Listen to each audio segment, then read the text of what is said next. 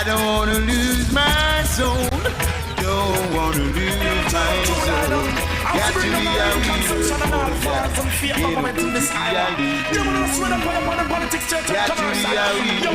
Let the righteous man be exceedingly glad. Nationwide. Rasta bless your little and the much where you have. Yeah, it is a head struggle get to you to the feet rod. Life you want your efforts, how could you go to no bed? Let the righteous woman be exceedingly glad. Rasta bless the youth them with the little where them have. Yo, head struggle get to you to the feet rod. Life you want your efforts. Yo, hey, me say, burn them to us good day. Babylon a rise. No for them a clip up, no for them a serve. Live in a corruption so them find man prize. No for them pollute and a pollution them a trade. Even the life of free and love going only to them drive. Them can't run with us, can't study me wise. Live the youth to the levels, Babylon you too bright. Yo, golden in a Rasta man ride. Emperor of service in the righteous God. Let the righteous man be exceedingly. That's the only about 19 years in good. Condition. Poor people, listen. It's gonna be better, I know, for poor people. It's gonna be better if you put God in front of you. Poor people, more problem. Jailhouse and penitentiary, them are built with children, them. Rich people, you figure them now no problem. Woman go look work and they turn on one use him now. As this world keep turning, the world we make the same people of this world keep changing. And who fool them? They save them go blaspheme and sin. Ready to tackle that building project? Start right. Start here at H&L Rapid True Value for building supplies. The time by H&L Rapid True Value is Nationwide time, 5 o'clock. From the Nationwide News Network, comprehensive, incisive, tough. This is Nationwide at 5. Good afternoon, I'm Robianne Williams. And I'm Mahiri Stewart. In Nationwide News at this hour, 20 years and 10 months. That's the sentence imposed on former parliamentarian Jolian Silvera for killing his wife Melissa. Sentences on both offences, count 1 and count 2, are to run concurrently. It's 20 years on count 1, 20 years, 10 months on count 2. DPP Claudette Thompson says justice has been served. For murder, sometimes the sentence is just that, 20 years or even less. So, justice. But Melissa's family wanted Silvera to get a longer sentence. Westmoreland woman burned during a fight with gas station attendant has died. In news from the rest of the world, Antigua and Barbuda to launch 3-month immigration amnesty starting April 2. Russia provides Iran with information that could assist in strikes against U.S. In sports, a former men's 100-meter world champion is banned for 2 years from athletics for anti-doping failures. And later in our broadcast, in our cover story at 5:35, former MP Jolian Silvera has been sentenced to 20 years and 10 months in prison in connection with the death of his wife, Melissa. You'll hear more from the defense and Melissa's family. In the nation's business at 6:25, we'll hear from Director of Public Prosecutions, Claudette Thompson. And at 7, it's the comments section with Shalois Michael and Mahiri Stewart. This evening, they're asking, what's your reaction to Jolian Silvera getting 20 years for killing his wife? Give us your comments by logging on to our Facebook page, Nationwide News Network, and by tweeting us at Nationwide Radio. You can also message us on WhatsApp at 876-285-5693.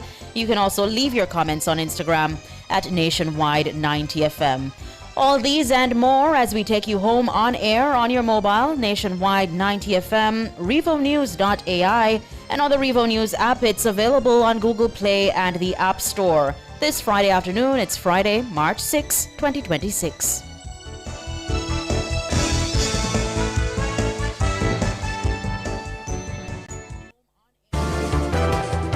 If it's news, it's got to be Nationwide 90 FM. Now to the details. One of the most closely watched homicide cases in Jamaica came to an end today when former Western St. Mary Member of Parliament Jolian Silvera was sentenced to 20 years and 10 months in prison for killing his wife, Melissa Silvera. He was also handed a 20-year sentence for using a firearm to commit a felony. The sentences are to run concurrently. Silvera will be eligible for parole after 13 years. Chief Justice Brian Sykes delivered the sentence on Friday in the Home Circuit Court in Kingston. Robian Williams was there and files this report.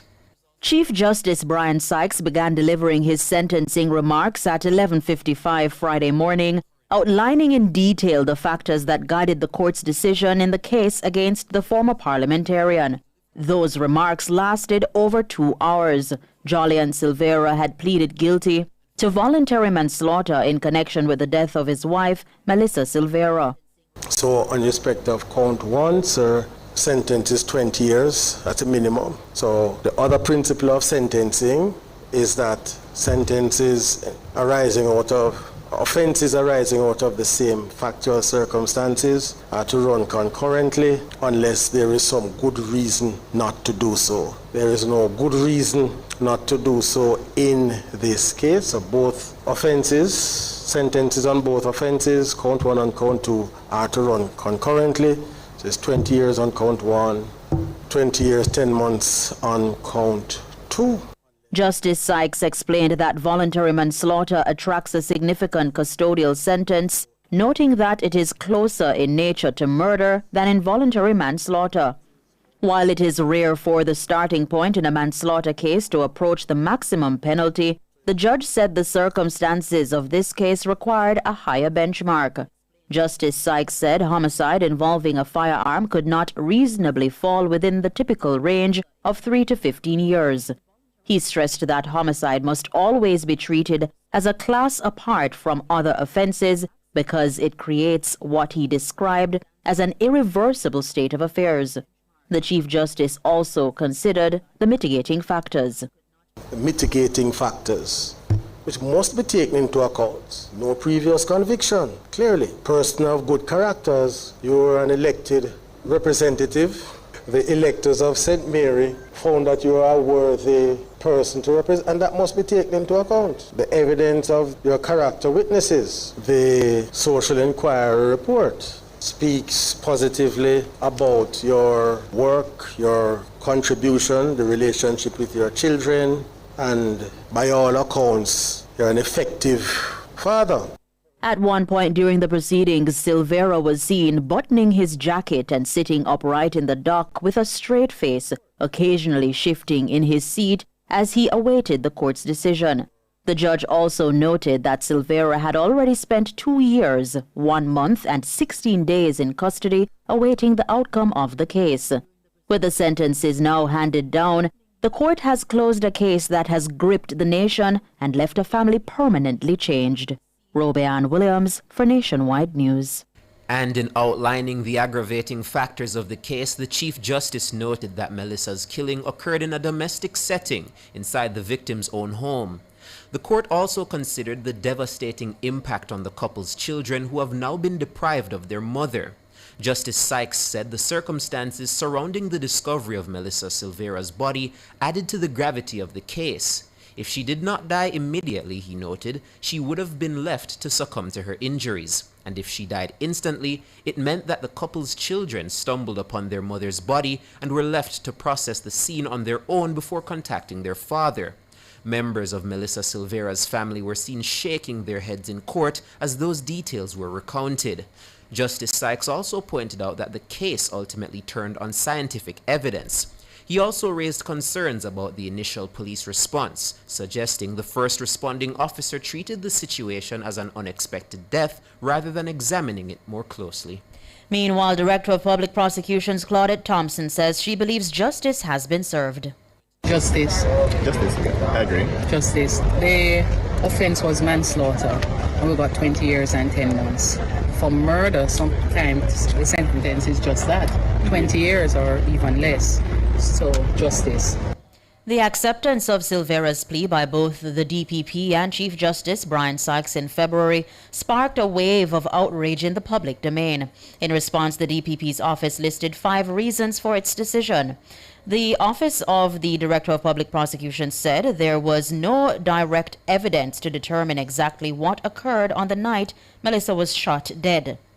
DPP Thompson says she was not perturbed by the public's reaction. I never felt like the public was on my back. My position is this. Most persons, when they hear manslaughter, they think of a motor vehicle accident and somebody has died. So education is what was required, is what is required. So I didn't feel as if the public was on my back at all. And I knew that when we got into court, and certainly when you were allowed into court, you would hear more. This decision was made based on law. That's it. When you talk about going to a trial, you're talking about getting witnesses to come to court, to go into the witness box, and hopefully that they will say what it is they said in a statement some time ago. Talking about where this particular case is concerned, putting two little boys in the witness box to speak about what it is they're saying Daddy did in respect of Mommy. Claudia Thompson, Director of Public Prosecutions, she was speaking with the media on Friday. And defense attorney for Julian Silvera, King's Counsel Peter Champagny, told members of the media that an appeal is not being considered at this time. That is not something that we have determined as yet, because when you look at it in the context of 20 years, remember that the calculation in terms of imprisonment, you serve 2/3 of that once you are on good behavior. So it may very well be a situation where, in relation to the 20 years to which you refer, may very well calculate to be about 13 years, consistent with the eligibility for parole in respect of the committing felony using a firearm, which is the recommendation that the Chief Justice said, 13 years again, eligibility in terms of parole. In the context of everything, I would not be quick to say Court of Appeal at all. He's also refuting claims that his client sought to cover up the crime scene following Melissa's killing. Yes, there was alteration that was done in relation to the bedroom, but that was done, 1 month after, 4 weeks after. And what was the alteration? Putting linoleum tiles, the plastic tiles, over the unfinished ground. It wasn't tiled before. And a chair was sprayed and a bed was sprayed 1 month after approaching Christmas, when persons would normally visit. Is that what you call cover-up? I don't think so. So I would want to refute the issue of cover-up. And to be quite frank with you, it didn't really feature heavily in the case. King's Counsel Peter Champagny. In the meantime, a cousin of Melissa Silvera says the family has been left with mixed feelings following the 20-year sentence handed to the man convicted of killing her. Speaking with reporters outside the courtroom following Friday's ruling, the cousin Walter J. Davis says the family was aiming for 25 years. We are happy that justice was done, but we are a little bit unhappy. We thought that the aggravating factors would have been more than the mitigating factors, but it is what it is, and he definitely has to recognize that he has to do the time for the crime that he has done. So all in all, we are happy with the length, but we could have been a little happier. We would have wanted a full 25 years. Davis believes the entire situation was a strategic cover-up. He's also disappointed that Silvera will become eligible for parole after serving 13 years. Still, Davis says the family is now at a point of closure focused on providing the necessary support to Melissa's children. Her kids are now going to be in a position where we as family have to continue to be around them, to mentor them, and to make sure now that they have a quality of life growing up that is going to not want to put them in any mental state or psychological state. As you can imagine, for children dealing with this, losing their grandmother 6 months before losing their mother, and now this circumstance has happened with their father. So it will be a difficult time for them, but they're good and they'll continue to be good, and as a family we'll continue to wrap our arms around them and support them. They don't really talk about the incident, and a lot of it is just they're doing their best to make sure mentally that they can stay afloat as much as children really can. Where they do speak about it, as family we don't shield it, we listen, and as best as we can provide counsel. Walter J. Davis, cousin of Melissa Silvera. Meanwhile, Tana Thomas has a look at the rise and fall of Julian Silvera. Now confessed wife killer and criminal convict Julian Craig Silvera was born on September 30, 1972. He was born in the United Kingdom and during his early years was carried to Jamaica by his parents. He acquired Jamaican citizenship via his father, who is a prominent Jamaican land baron in St. Mary. His mother, Cynthia Silvera, is an English woman from the United Kingdom. In his early years, Silvera was reportedly a land developer and is said to have dabbled in engineering. A young Silvera first came to attention of political observers in St. Mary when in 1998 At 24 years old, he became the first PNP councillor for the Gale Division in West St. Mary. He served as a councillor until 2003, when the Jamaica Labour Party turned the tables and reclaimed the division. But that would not be the last West St. Mary heard of Jolian Silvera in representational politics. Silvera catapulted to national attention when he felled Jamaica Labour Party heavyweight Robert Bobby Montague in the December 2011 general election. He came to office on the back of then PNP President Portia Simpson Miller's wave of popularity and a promise to do better for residents of the traditional battleground seat. During his tenure as MP, on December 12, 2015, Silvera married Melissa Walter, a managing director at Moda Petroleum Company Limited, in a high-profile wedding at the St. Andrew Parish Church. The wedding was attended by a host of prominent friends of Melissa and Jolian, including Melissa's godfather, former Prime Minister P.J. Patterson, and PNP politicians Lisa Hanna, Ian Hales, and Mikhail Phillips.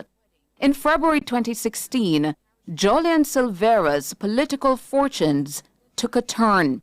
This as Bobby Montague turned the tables, winning West St. Mary by over 2,500 votes and relegating Silvera to being a one-term MP as the government of Prime Minister Dr. Andrew Holness was returned to office.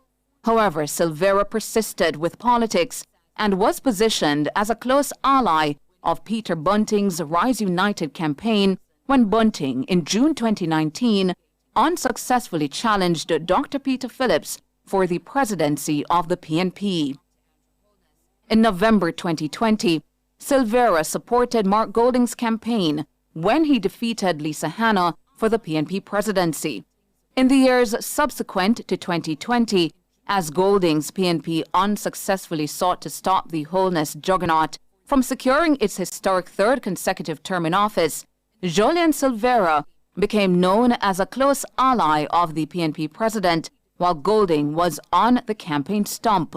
Silvera earned on social media the nickname Umbrella Man, as he was from time to time pictured holding an umbrella over the head of the PNP president as Golding hit the road and crisscrossed the country on a hectic campaign schedule. Silvera used his social media pages since 2020 to deliver commentary, which vowed that Golding would imminently become Prime Minister, lashed out at the Holness administration, and demanded an anti-crime plan. On November 10, 2023, Mr. Golding's Facebook account announced that Melissa passed away and sent condolences to Jolian Silvera. Melissa, 42, lost her life just weeks shy of the couple's 8th wedding anniversary. As news spread that his wife died from natural causes at their matrimonial home in Stony Hill, St. Andrew, condolences and commiserations flowed in for Jolian Silvera. Jolian Silvera attended Melissa's funeral at the St. Andrew Parish Church, and while cuddling their 3 surviving boys, wept on national television. Melissa and Jolian's prominent political friends who had attended their wedding at the same church stayed away from her funeral. At the funeral, Silvera's mother read a tribute to Melissa on his behalf. As a wife and mother, Melissa was unparalleled. Her dedication knew no bounds, and she approached parenthood with an unwavering commitment, from the smallest milestones to significant life events. She stood by our sons with a radiance of pride and joy. But the country was stunned on January 18 last year when, amidst whispers that Silvera attempted to cover up the real circumstances in which his wife lost her life, Deputy Commissioner of Police Fitz Bailey, who had taken charge of the probe into the death of Melissa Silvera, made this announcement at a media conference in St. Andrew. Julian Silvera, age 52 years old, land developer, was formally charged by the police for the murder of his wife, Melissa Silvera. By then, Silvera had hired high-profile attorney Peter Champagny, who reacted to the charge laid on his client. Of course, there is concern, and what I will say is that he is maintaining his innocence, and we will see what happens in the process. But a year later, Silvera confessed to the crime of manslaughter as he pressed for a lesser sentence, and when confronted by independent ballistics evidence, which confirmed the findings of the police that Melissa was cut down by bullets fired from his licensed firearm. Silvera confessed to fleeing he and Melissa's home and leaving their 3 young children to discover her body after he shot her and left her for dead. Today, the country's premier judge, Chief Justice Brian Sykes, sent Silvera to prison. And now, Julian Silvera, a once revered businessman in St. Mary and a rising star in the PNP, who lived a life of opulence and comfort as he traversed between Upper St. Andrew and the St. Mary-based constituency where he once reigned supreme, will now have to deal with the reality of 20 years and 10 months in a Jamaican prison cell, and a conscience which might remind him that he's responsible for depriving his 3 surviving children of their mother, an extended family of their loved ones, and cutting short the life of a woman who he once vowed to protect, to love forever, and to stand by in good and bad times. Tana Thomas for Nationwide News. Thank you, Tana. You're listening to Nationwide News at 5. More news after these.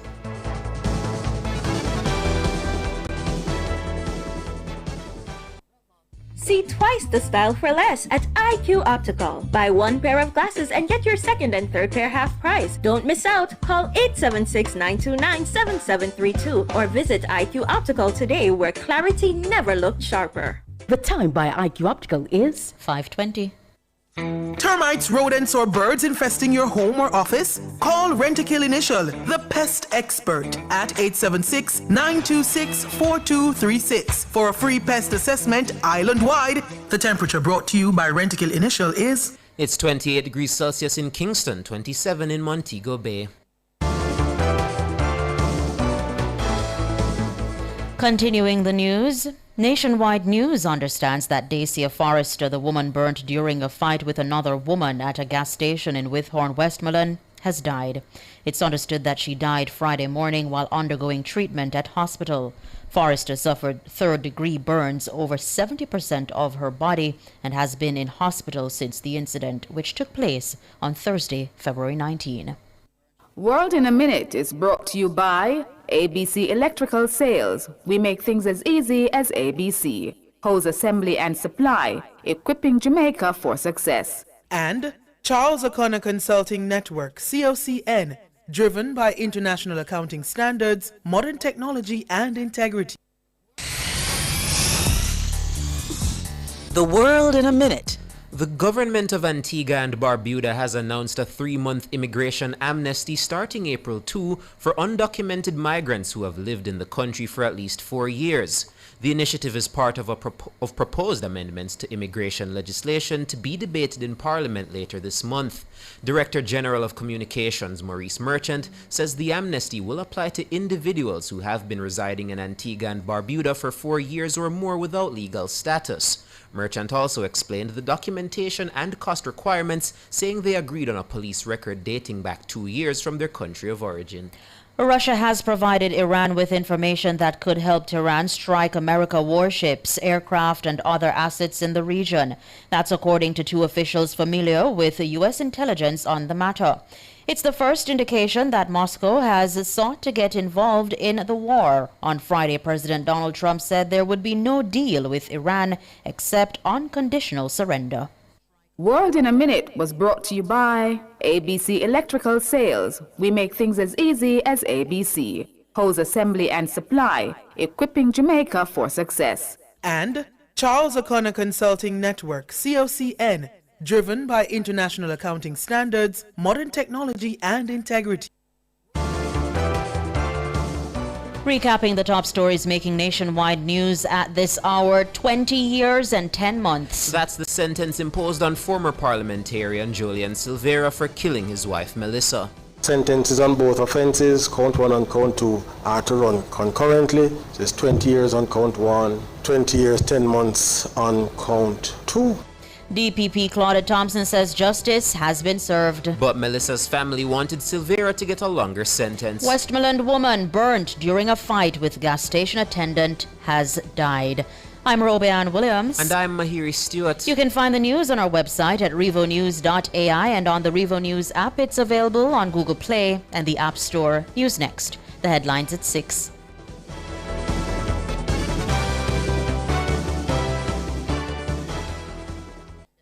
As a taxi man, every mickle make a muckle. I see him way, sir. BCIC Easy Pay stay. Having 11 months to pay my car and home insurance, little by little, puts me at ease. Exactly. With my type of business, I don't have to fret about pay a big money, yet I always covered. Get as much as 11 months to pay your car and home insurance while enjoying 100% coverage with BCIC Easy Pay. Every day, Rosie has a glass of fruit drink with breakfast, an energy drink on the way to work, a flavored water with lunch, and 2 glasses of soda with dinner, which adds up to more than 50 teaspoons of sugar a day. And all that extra sugar could bring on obesity. Are we drinking ourselves sick? 71% of Jamaicans support a tax on sugary drinks. Help tackle obesity and protect our children's future. A message from the Heart Foundation of Jamaica. Sports at 5 is brought to you by Total Tools. Total Tools, every tool, every trade.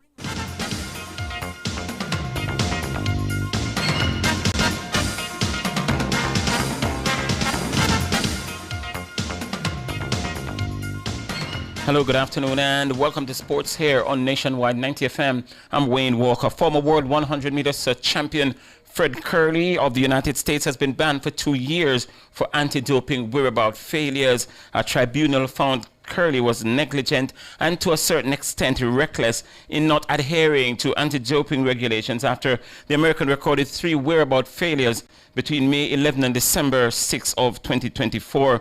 Curley was provisionally suspended by the Athletics Integrity Unit, that's the AIU, in August last year, and he missed September's World Championships in Tokyo. The 30-year-old's period of ineligibility will run until August 11, 2027, and his competitive results between December 6, 2024 and August 12, 2025 have been disqualified, including prize monies, prizes, and titles. Curley has also been ordered to pay World Athletics 3,000 euros in legal fees and other expenses. The World Anti-Doping Code states an athlete cannot miss 3 anti-doping tests or filing failures within a 12-month period. The AIU said a disciplinary and appeals tribunal did not consider a 4th alleged whereabout, a failure by Curley on December 7, having already determined he committed a violation based on the first 3. Curley won 100 meters gold at the 2022 World Championships in Eugene, Oregon, and along with the men's 4x100 meters titles in 2019 in Qatar and 2023. He also made the 100 meters podium at the past 2 Olympic Games, winning silver in Tokyo 2022, and he was at the bottom of the podium in Paris 2024, winning bronze. Curley is the first track athlete and American male to sign up for the controversial Enhanced Games to be held in September. Ferncourt High School's Rihanna Scott heads into this afternoon's 100 meters final in the girls under 17 division on day 1 of the character trials as the fastest qualifier after an impressive performance in the preliminary round on the opening morning of the trials at the stadium. Scott clocked 12.05 seconds to win Heat 4, setting the quickest time amongst the qualifiers and positioning herself as a leading contender for the title when the final is scheduled to go off at 5:45 this afternoon. So only 7 in this one. The favorite Brianna Scott is in lane number 7. Lane number 6. Daniela Clark gets up to a good start, but Brianna Scott lost by her and wins it. However, the front court sprinter is expected to face strong competition in the final. The Convent of Mercy's Azaria Harris, she looked really well as well. She ran 2/100ths of a second slower. That's 12.07 seconds in her heat. In heat number 2, Edwin Allen's Tashana Godfrey also secured a place in the final. She did 12.47 seconds. The under-17 boys title finals also promised to be competitive.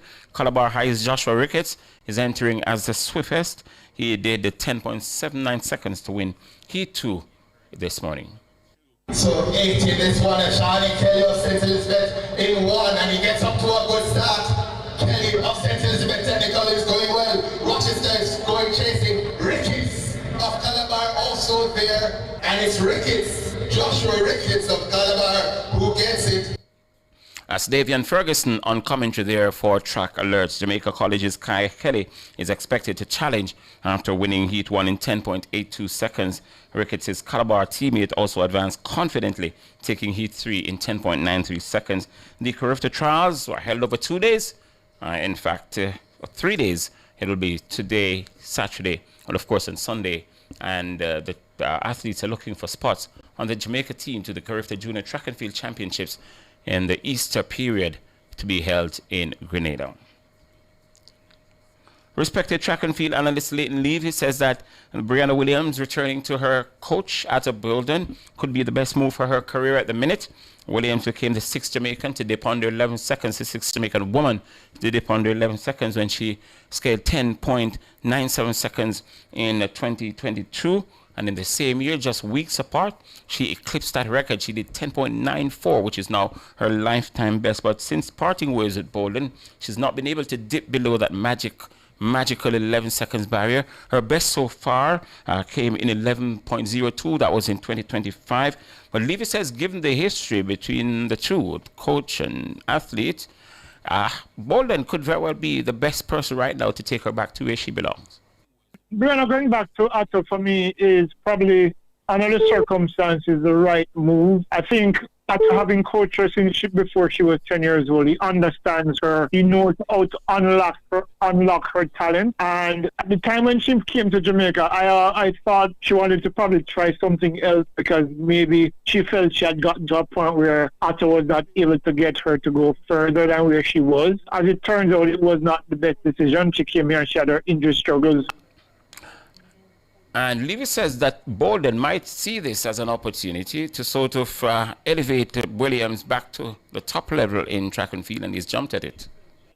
So sometimes I believe when things are not working in your best interest, it's best to go back home. She's training at the Anson Sports Complex, which is in Miramar, which is where she lives. She's comfortable there. Atto is there. And if he was not able to take her on, he would not have. So it's a good fit, and I think it's something that will benefit her in the long run. I mean, she's going to be 24 in a few days. And I think, her window of opportunity is probably closing in terms of her getting at elite level, which she had flirted with before. I think it's a great opportunity for her to now get back to the coach who took her to that level.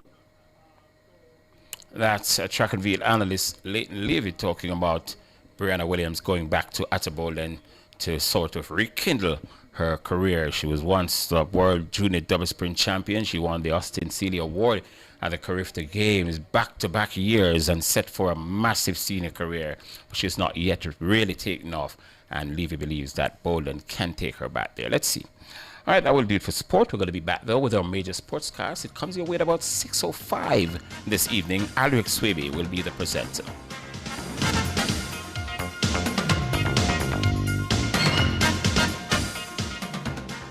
Sports at 5 was brought to you by Total Tools. Total Tools, every tool, every trade. For all your custom framing, printing, graphic design, and purchase of art, Make It Frame Art Jamaica Limited, serving you for over 40 years. The time by Frame Art Jamaica is 5:32. Unlock winnings, unlock value, unlock postpaid with Digicel. When you sign up, stay active, or upgrade, you could win up to $1 million and more. Unlock winnings with Digicel. Authorized under Section Section 58.3 of the Betting, Gaming and Lotteries Act. Conditions apply. Promotion valid from February 6 to April 4.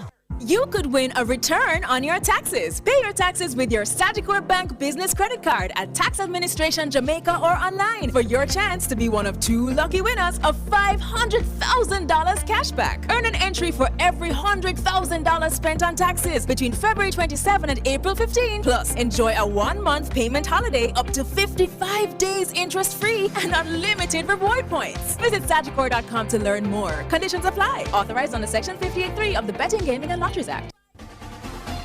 For all your electrical needs, visit ABC Electrical Sales. They stock a wide variety of electrical supplies including plugs, switches, panel boards and conduits, plus energy-saving fixtures. ABC Electrical Sales stocks brands like GE, Siemens, Philips, Cutler Hammer and Allen Bradley. They also offer free island-wide delivery just to suit your needs. Visit them at Shop 8, Hagley Park Plaza, Kingston 10, or call 876-754-3714-5 or 876-754-3825-8. ABC Electrical Sales, for a better choice in the electrical business. Started saying something about a robust program, so I love the fact that that is now going to have life. You may have been hearing the teasers. This is an now amazing it's community. official. Beginning Monday, February 9, 2026, Nationwide episode. News Network launches something I know I do this all the time. The Nationwide Family Club, 305. exclusively So you will definitely on get a Patreon. With the Family Club, members get early access to our documentaries before anyone else. Some of your favorite segments, now, including I Cliff wanna Says, talk What's on My Mind, about, Cover Story, and others War Without will now be a click away No Purpose inside the Family Club. and There are 3 tiers of what membership. First, Bronze, the administration Family slash Insider, regime behind the has scenes been access, saying about what Monday caused it, motivational and a little videos, bit about, members only chats, and why, on-air generally birthdays and speaking, anniversary shows. Wars are supposed Second, to be Silver, nationwide VIP. Breaking news alert. Jamaicans have something to say. In the group chats, on social media, in the streets, there's a place where it all comes together. The comment section. This is not a lecture. This is not a call-in show. This is the hottest topics of the day, filtered through real opinions, real WhatsApp messages, real voice notes, real reactions. You agree, disagree, sound off, text it, voice note it, debate it. Comments section, Monday to Friday from 7 to 7:30 p.m. only on Nationwide 90 FM, the new revolution in media. Exciting news! The Design Studio on Nationwide 90 FM just got a whole lot bigger. Join us this and every Saturday now from 1 to 3 p.m. for an exclusive show that elevates your home, mind, and soul. Discover the latest interior design trends to create your dream sanctuary. Unlock your true potential with personal growth strategies. Nourish your body and spirit with expert wellness tips. Don't miss out on the inspiration you need to live your best life. Tune in to the Design Studio this and every Saturday from 1 to 3 p.m. and take the first step towards a more fulfilling you. Make me sweat.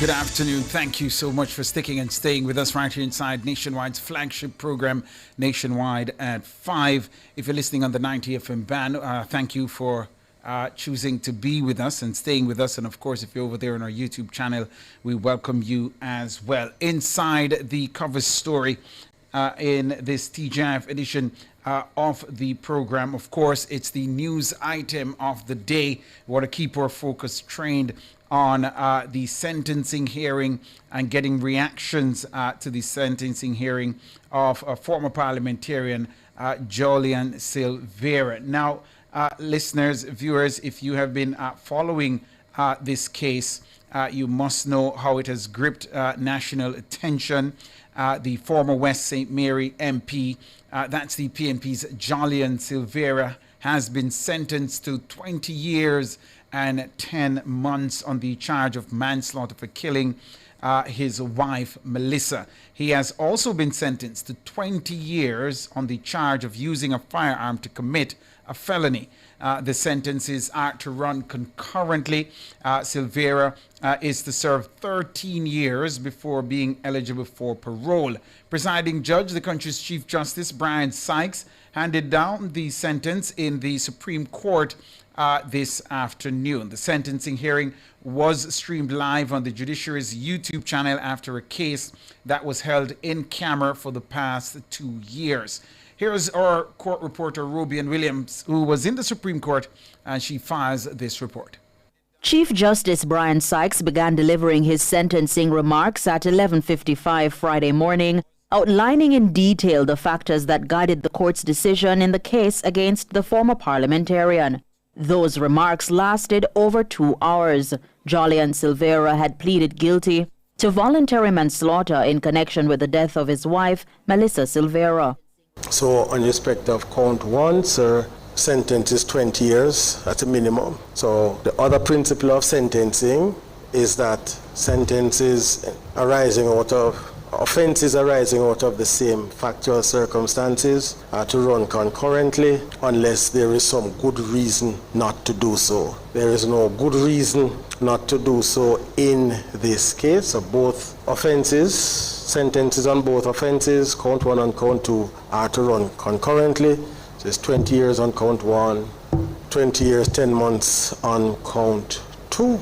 Justice Sykes explained that voluntary manslaughter attracts a significant custodial sentence, noting that it is closer in nature to murder than involuntary manslaughter. While it is rare for the starting point in a manslaughter case to approach the maximum penalty, the judge said the circumstances of this case required a higher benchmark.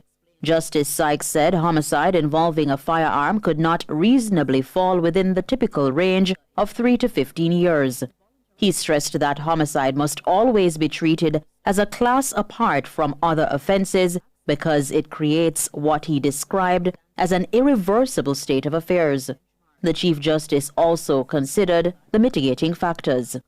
The mitigating factors, which must be taken into account. No previous conviction, clearly. Person of good characters, you are an elected representative. The electors of St. Mary found that you are a worthy person to represent, and that must be taken into account. The evidence of your character witnesses, the social inquiry report speaks positively about your work, your contribution, the relationship with your children, and by all accounts, you're an effective father.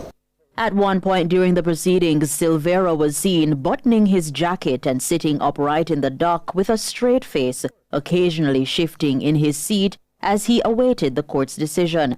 The judge also noted that Silvera had already spent 2 years, 1 month, and 16 days in custody awaiting the outcome of the case. With the sentences now handed down, the court has closed a case that has gripped the nation and left a family permanently changed. Robian Williams for Nationwide News. Thank you very much for that report there, Robian. Now, in the meantime, listeners, viewers, Director of Public Prosecutions, Claudette Thompson, says she believes justice has been served. Claudette Thompson, pardon me. Meanwhile, defense attorney for Jolyon Silvera, King's Counsel Peter Champagny, told members of the media that an appeal is not being considered at this time. And a cousin of Melissa Silvera says the family has been left with mixed feelings following the 20-year sentence handed down to the man convicted of killing her. We're now being joined by King's Counsel Peter Champagny and the cousin of Melissa Silvera, Walter Davis. Top of the afternoon to both of you. Welcome to Nationwide at 5. Thank you so much for having me. Peter Champagny? Hello, good afternoon. Good afternoon. There you are, King's Counsel. Thank you so much for making the time to be with us. Just to get... may I just say this before you go into it? I didn't know that the nature of the program would have, of necessity, involve a member of the deceased family. And to that extent, I will be very extra careful in terms of how I approach this interview, because I do not believe that necessarily the format is one that I would have agreed to had I known that this was going to be it. We apologize for not letting you know that. It might have been an oversight on the part of our producer. So pardon us for that. But let's begin with Walter Davis. Walter Davis, we heard you in the news saying though the family believes justice has been served, you would have wanted a much longer sentence, is what we're hearing. You saying? Yes, based on the length of the findings by the judge and how the case was presented, we do definitely feel that a higher sentence would have been justified. However, as I mentioned to your reporters earlier, we still do feel that justice has been served in some way or shape. And Peter Champagny, just for your reaction again, just in case those who are watching and listening didn't hear you in the newscast, your reaction to the sentencing, you believe it to be fair based on the case outlined by the Chief Justice? Well, as I said in one interview, the live streaming in the context of a case of this nature was important. It was important to put away all of the misinformation that was out there and was generated. Certainly to explain the reason why provocation and manslaughter was accepted. Certainly to explain the nature of the injuries that was sustained by the deceased, and certainly to explain other factors that guided the process to this end. So it was very important, and I think that from it there are a lot of teachable moments, certainly in terms of persons who are interested in the law and in relation to the mandatory minimum sentence in under the Firearms Act and so on. But just to say that at this point in time, I reiterate, I have no instructions presently to pursue an appeal. And I thought, and I said it, the whole process was conducted in a very orderly manner. And I think persons, relatives of the deceased, if I may be so presumptuous, and others, understood the process as was outlined by the Chief Justice. What about those, Peter Champagny, who say he knew that he was involved in her killing, that he was responsible for killing her, and he only offered a guilty plea to a lesser offense of manslaughter when it appeared to him that he could not escape what was coming? How would you react to those who view your client in that light? Well, the truth is, when persons plead guilty, whether at the outset or belatedly, they knew, they would know, and they do know from the beginning, what it is they did or did not do. Persons react differently to certain situations. There are those of us who will readily make admissions. There are others who will be in a state of denial. I'm not saying that this is the case with Mr. Silvera, but I am saying that persons react differently to certain circumstances having regard to certain factors. And one of the factors that was important was certainly the children and the care and responsibility for them. So from that perspective, it is very difficult to give an absolute answer in the context as outlined. All right. We have with us King's Counsel Peter Champagny, and of course a cousin of the deceased Melissa Silvera. His name is Walter Davis. Here inside Nationwide at 5. This is the cover of story. We take the break and come back with more.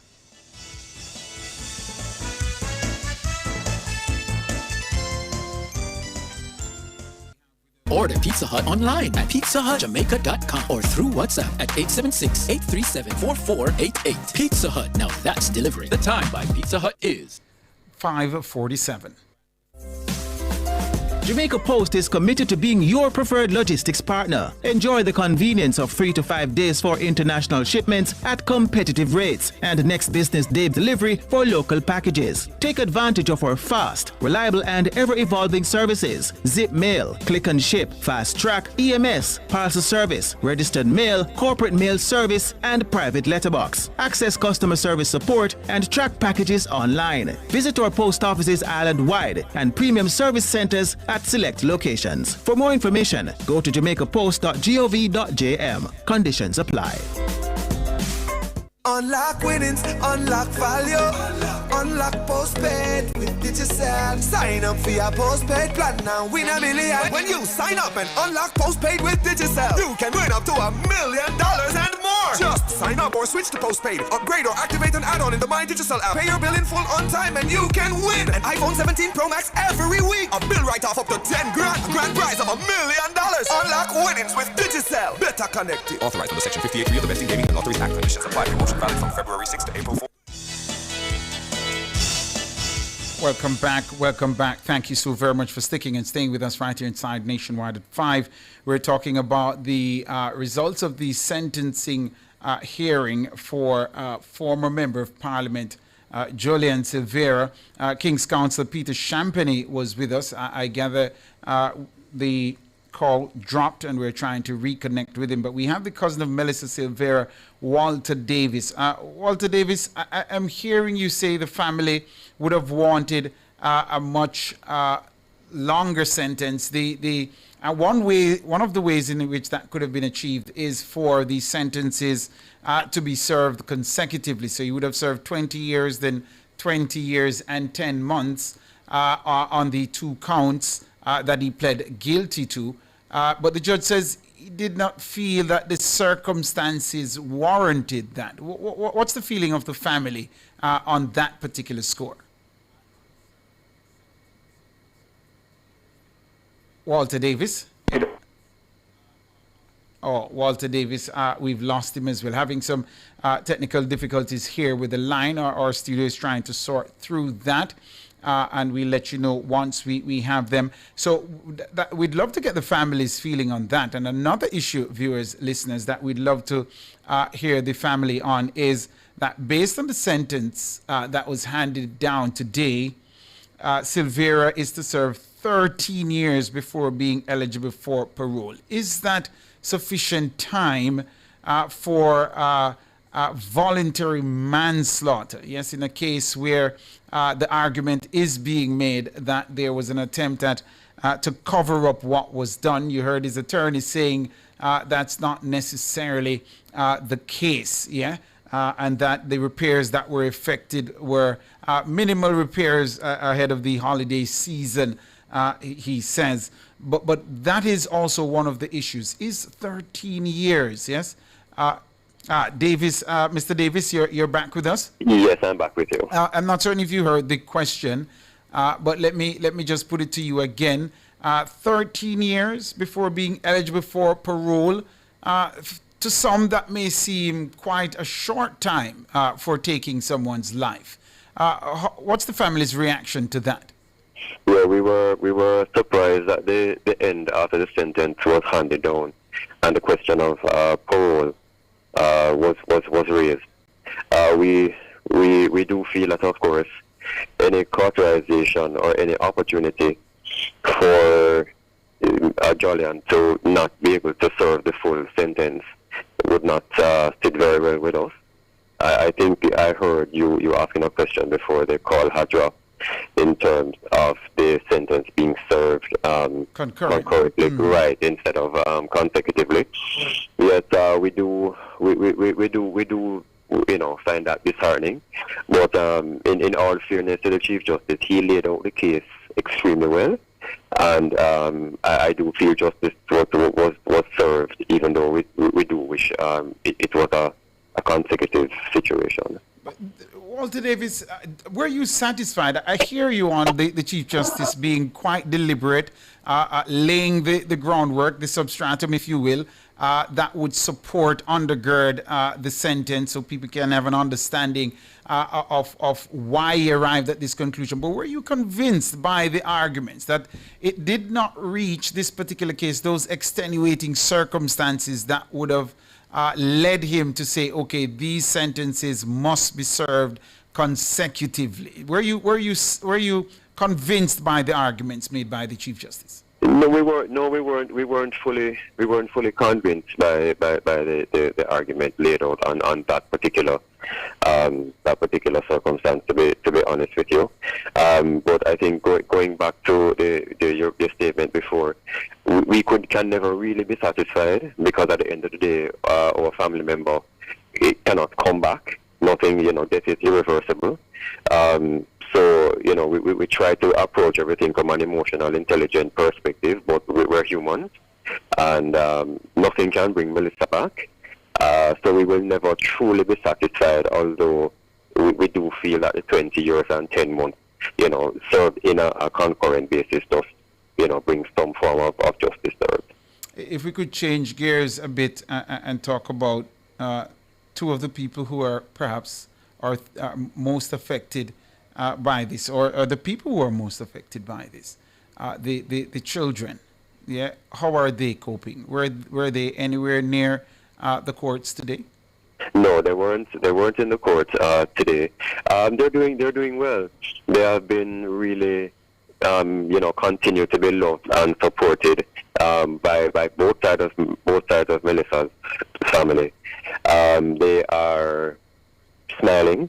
They're dealing with it as best that they can as children. But our duty now is just to really love them extra, care for them, make sure that they continue to do very well in school as they are now, continue to do well in their extracurricular activities, and continue to grow up as young men, understanding the situation that has actually happened, losing their grandmother, then losing their mother, and this situation that has happened with their father. For children, that's very difficult to deal with. For us as adults, it's even 10 times as difficult. So, it's just for us to love and care them as family, and that's exactly what we intend to keep doing. If it's not too much to ask, and of course you don't need to reveal this if you are not comfortable, but could you tell us of their ages? Yeah, I would rather not want to reveal. Yes. Based on the conversations you've had with them, do you sense that they have grasped the gravity of the situation that is before them? Do you sense that there's an understanding of what has taken place? Yes, they do have an understanding of what has taken place. Children are very intuitive, so they do have an understanding of what is going on. In their own way, they have processed and will continue to process as they continue to grow and their understanding continues to build. And as family, we explain to them in the best possible way we can, not shield them from anything. They will continue to have an understanding, and we hope that as they get older and they grow, they will come into their own full understanding, and we can see what the future like for them. How does your family move on from this? Have you received and the other members of your family a sense of closure after today's sentencing? We have an extra layer of closure, after Melissa's funeral. That presented some levels of closure for us, even at that point in time. We didn't really know what was going to happen, taking us here until today. And then today, of course, did provide us with additional closure. We still have a lot of emotions that are need to be put to bed. But as the days go by and we support each other, I think we will get there. But the legacy and memory of Melissa is what we really wanted everybody to understand, not only just through protests on social media, that Melissa was a cousin, a mother. She was our family, and she was just not the wife of a former politician. She was a human being, and that is what we want Melissa's legacy to be remembered as Melissa, and not Melissa, former wife of Julian Silvero. Can you help Jamaica understand and because the more answers were provided in this matter, the more the questions seem to arise. Can you help Jamaica? What were you told in the immediate aftermath as a family that resulted in Melissa's death? What did you hear first? I think we basically heard what everybody else heard, that it was death by natural causes. It was an aneurysm, and that is what we had to go with until eventually, the pieces of the puzzle started to come out. So we heard the same thing that everybody else heard at the beginning. So who advised you that it was death by aneurysm? Who said that? Who was that coming from? So I got a call from my other relatives, and that is the story that I personally got. And then as a family, we were eventually told. I can't recall who exactly had said to us that it was death by aneurysm. And did you get the sense that a medical doctor provided support for this claim? No, at that point in time there was no diagnostics or nothing done to say that this was conclusive. We really just went through the process, and as it started to unfold, we started to learn as well. Did you speak to Julian Silvera in the immediate aftermath, or any of your family members get a chance to speak with him in the immediate aftermath of her death? Well, I didn't speak to him personally, but there are a few of my family members who obviously shared the space with him or interacted with him. But I personally don't know what the level and the nature of those conversations were, to be honest with you. And nobody was able to attend upon the house before a body was removed. And again, those details I personally don't know and wouldn't be able to confirm. It's been a long running issue, a case. Jamaica has been following it. What would have been a number for you is my final question, and the family, based on the conversations you've had, that you would have said, yes, justice is served and we wouldn't ask for more than this? What would have been that number for you and your family? I think we were looking at 25 years as the number to be fully satisfied. That's what we were counting on. Thank you so much, Walter Davis. We are out of time, and our deepest sympathies again to you and your family. All right? Thank you so much for having me. Indeed. This has been the cover story. The voice you just heard there is that of Walter Davis. He's the cousin of Melissa Silvera. We also had with us the attorney at law that represented Julian Silvera, King's Counsel Peter Champagne, but of course the call dropped.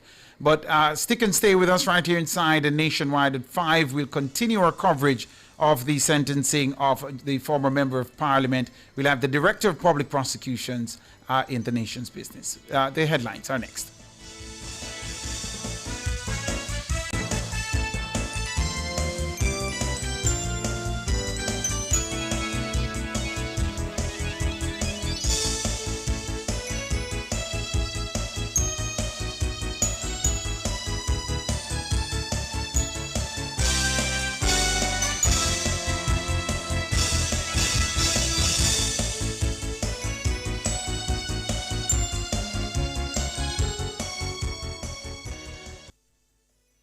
The time brought to you by Guardian Life. Live secure, live easy is 6 o'clock.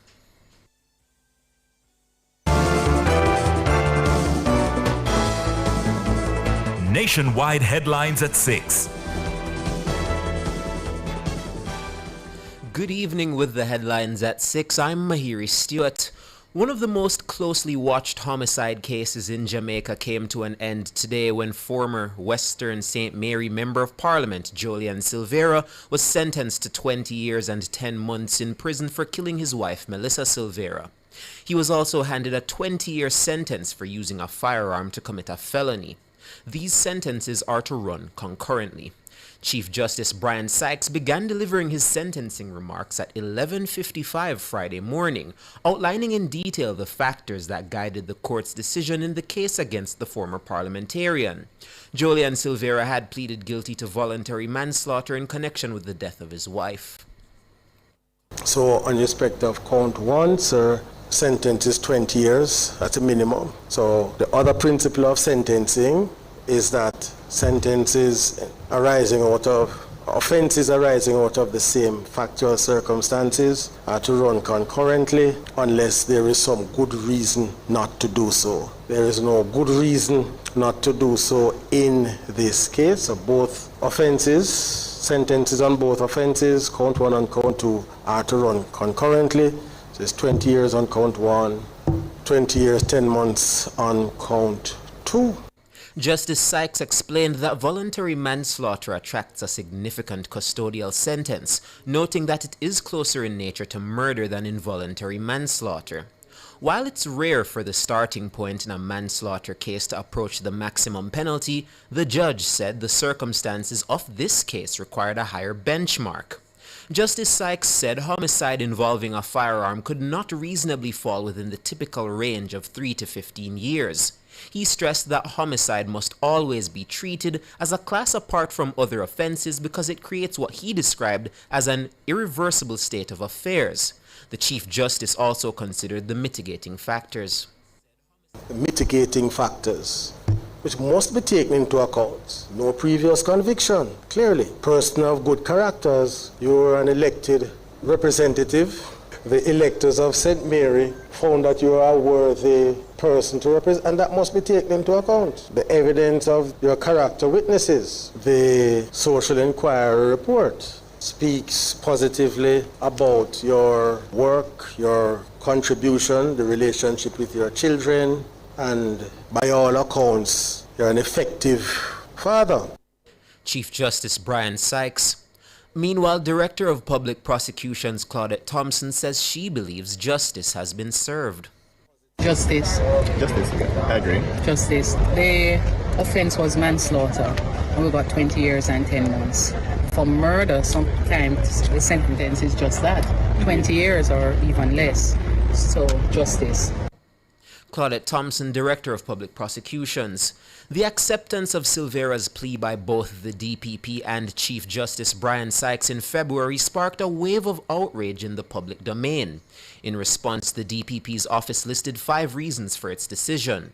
The Office of the Director of Public Prosecutions said there was no direct evidence to determine exactly what occurred on the night Melissa was shot dead at the couple's home. And defense attorney for Jolian Silvera, King's Counsel Peter Champagny, told members of the media that an appeal is not being considered at this time. That is not something that we have determined as yet, because when you look at it in the context of 20 years, remember that the calculation in terms of imprisonment, you serve 2/3 of that once you are on good behavior. So it may very well be a situation where, in relation to the 20 years to which you refer, may very well calculate to be about 13 years, consistent with the eligibility for parole in respect of the committing a felony using a firearm, which is the recommendation that the Chief Justice said, 13 years again, eligibility in terms of parole. In the context of everything, I would not be quick to say Court of Appeal at all. He's also refuting claims that his client sought to cover up the crime scene following Melissa's killing. Yes, there was alteration that was done in relation to the bedroom, but that was done, 1 month after, 4 weeks after. And what was the alteration? Putting linoleum tiles, the plastic tiles over the unfinished ground. It wasn't tiled before. And a chair was sprayed and a bed was sprayed 1 month after approaching Christmas, when persons would normally visit. Is that what you call cover-up? I don't think so. So I would want to refute the issue of cover-up. And to be quite frank with you, it didn't really feature heavily in the case. King's Counsel Peter Champagny. In the meantime, a cousin of Melissa Silvera says the family has been left with mixed feelings following the 20-year sentence handed to the man convicted of killing her. Speaking with reporters outside the courtroom following Friday's ruling, the cousin, Walter J. Davis, says the family was aiming for 25 years. We are happy that justice was done, but we are a little bit unhappy. We thought that the aggravating factors would have been more than the mitigating factors, but it is what it is, and he definitely has to now recognize that he has to do the time for the crime that he has done. So all in all, we are happy with the length, but we could have been a little happier. We would have wanted a full 25 years. Mr. Davis believes the entire situation was a strategic cover-up. He's also disappointed that Silvera will become eligible for parole after serving 13 years. And finally, Nationwide News understands that Dacia Forrester, the woman burnt during a fight with another woman at a gas station in Whitthorne, Westmoreland, has died. It's understood that she died Friday morning while undergoing treatment at hospital. Forrester suffered third-degree burns on over 70% of her body and had been in hospital since the incident, which took place on Thursday, February 19. Reports are that Forrester and her sister went to the service station and confronted a pump attendant. During the altercation, Forrester was allegedly doused with a flammable substance. She later became engulfed in flames. Bystanders reportedly extinguished the flames and rushed Forrester to hospital. The pump attendant, 30-year-old Colette Swaby of Old Road Whitthorne in the parish, has been charged with assault occasioning bodily harm in relation to the incident. Forrester's family previously told Nationwide News that they believed the public had been unfair in its judgment of the incident and criticism of Dacia. Those are the headlines at 6. I'm Mahiri Stewart. Sports is next.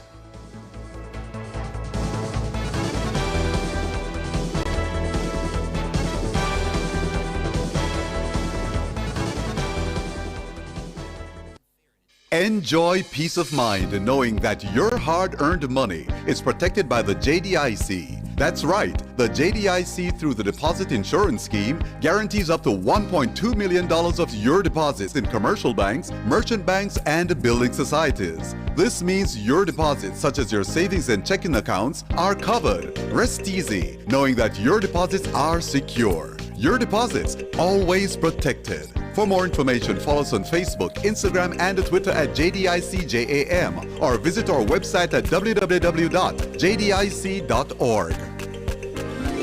JDIC, protecting deposits for you and me. For all your electrical needs, visit ABC Electrical Sales. They stock a wide variety of electrical supplies, including plugs, switches, panel boards, and conduits, plus energy-saving fixtures. ABC Electrical Sales stocks brands like GE, Siemens, Philips, Cutler Hammer, and Allen Bradley. They also offer free island-wide delivery just to suit your needs. Visit them at Shop 8, Hagley Park Plaza, Kingston 10, or call 876-754-3714-5 or 876-754-3825-8. ABC Electrical Sales, for a better choice in the electrical business.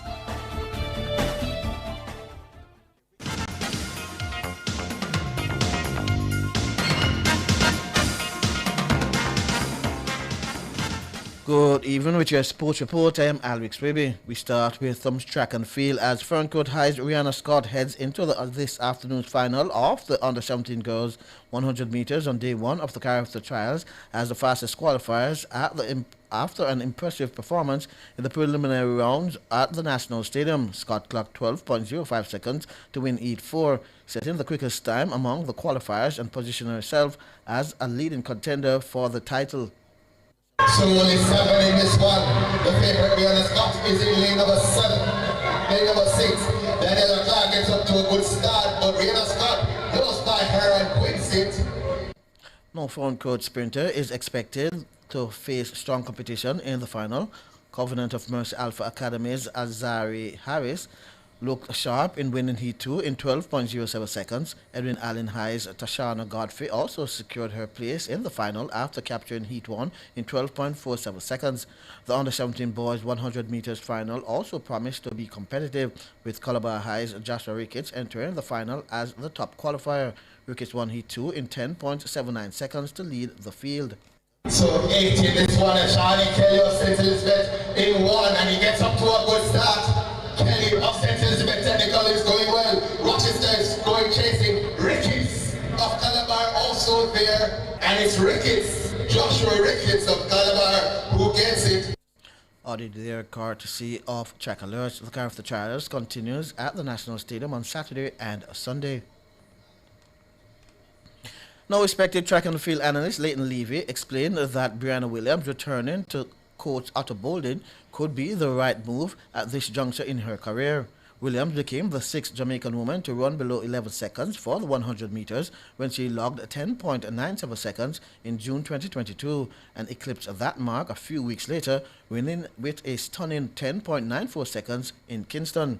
However, since parting ways with Bolden, Williams has not gone below 11 seconds, her best 11.04 seconds in 2025. Levy is of the view that Bolden's history with Williams suggests he could get her back to her best.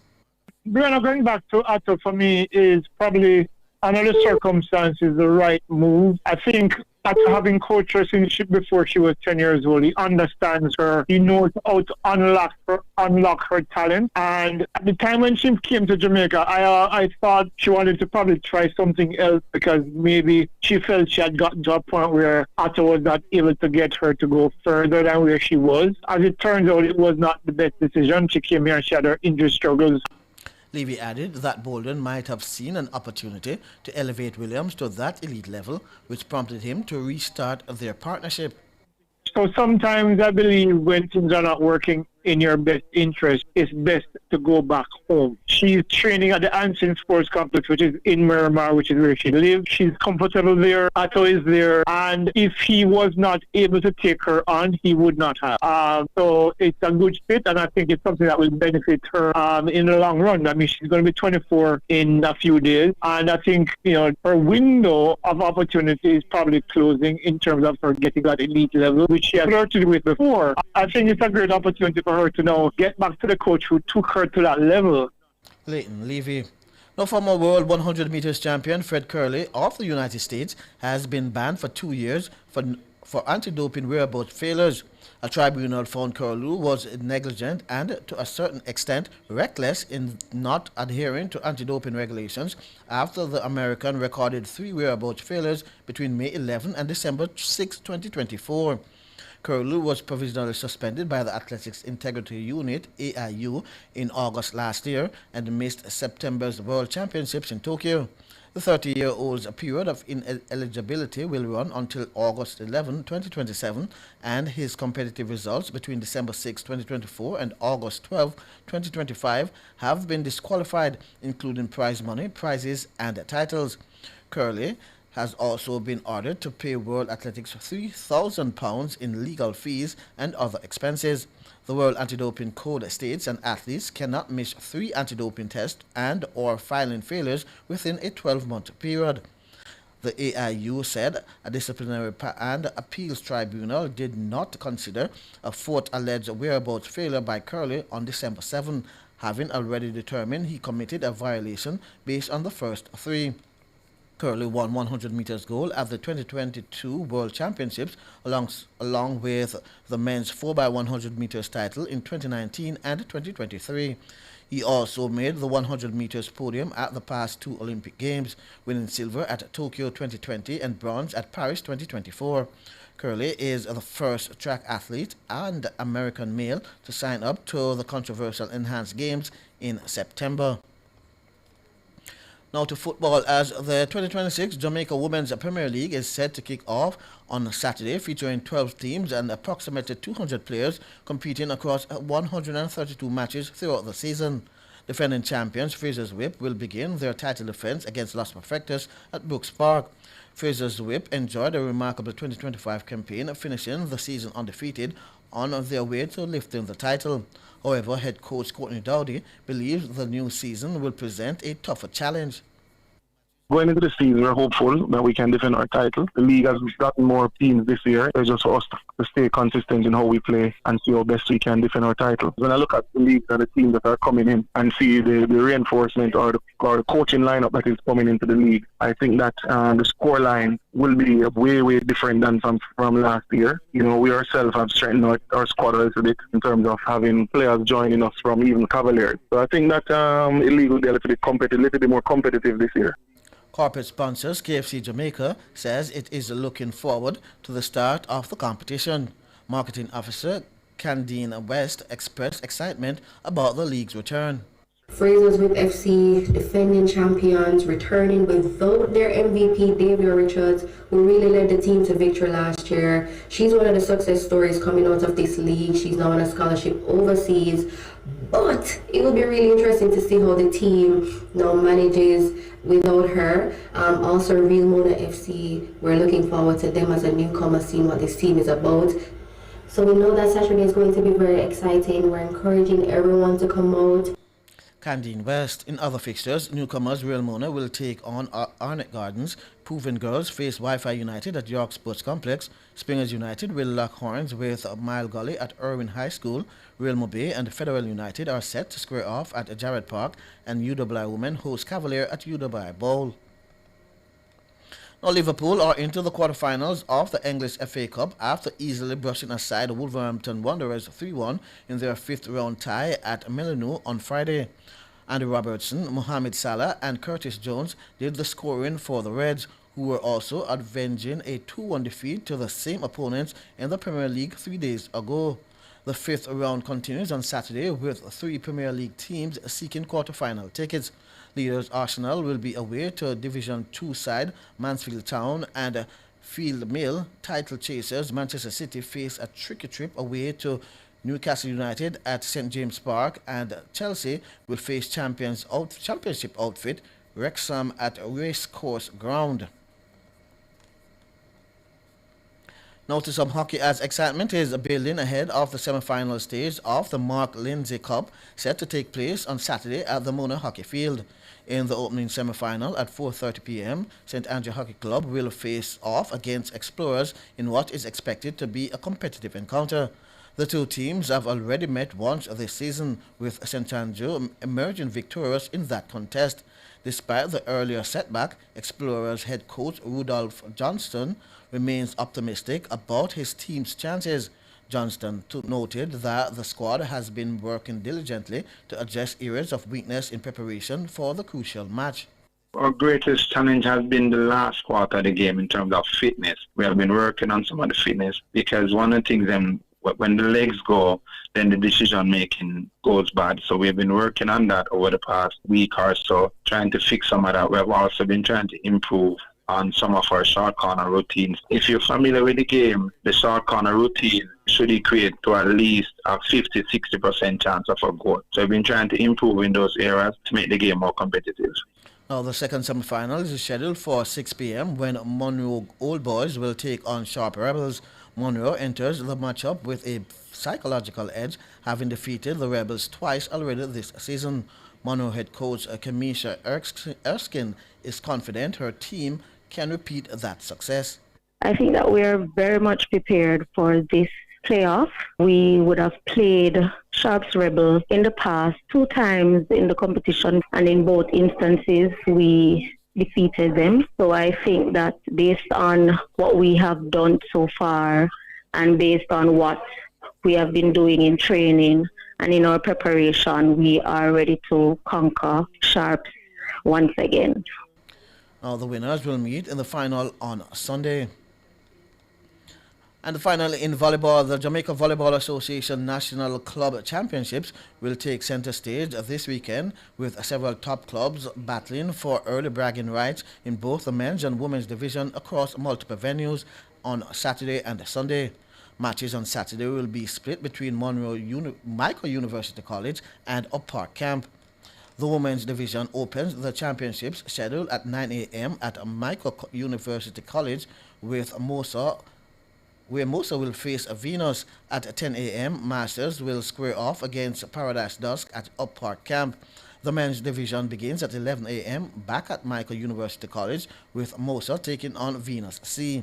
Action continues at 12 p.m. when the Jamaica Defence Force hosts Paradise Sunrise.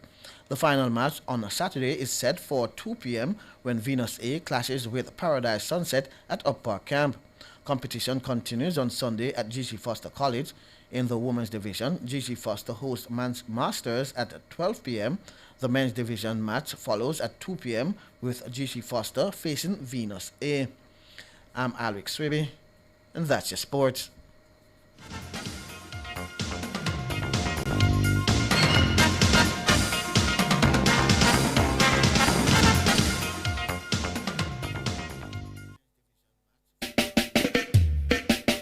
So some of you have been listening longer than I've been talking on radio, so this is our way of keeping it strong together.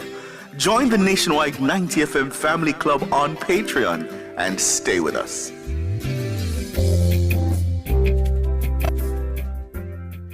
As a taxi man, every mickle make a muckle. I see him way so, BCIC easy pay stay. Having 11 months to pay my car and home insurance, little by little, puts me at ease. Exactly. With my type of business, I have to fret about pay a big money, yet always covered. Get as much as 11 months to pay your car and home insurance while enjoying 100% coverage with BCIC Easy Pay. Need to make a change to your title or need a title? GeoLand Title Limited is the place to be. They do lost title application, add and remove names from titles, wills, estates, first-time registration, land surveys included, affordable rates and flexible payment options, National Land Agency adjudication and land titling waivers available. They have 8 locations island-wide. Call 876-754-6436 or visit their website at geolandonline.com. GeoLand Title Limited. Secure your land, secure your title. If you've ever called in, shared your story, or got help on this show, then you're already family. Now make it official. Join the nationwide 90 FM Family Club today on Patreon.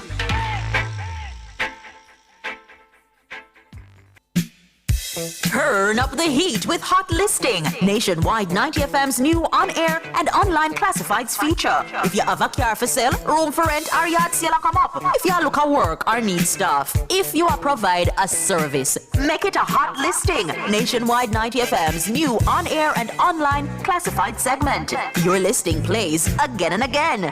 From morning till evening. You sing it, we play it. You say it once, Jamaica hears it all day, every hour. Contact our sales team now at 876-630-1210 or sales at nationwidenewsnetwork.com. Hot Listings on Nationwide 90 FM, a new revolution in media.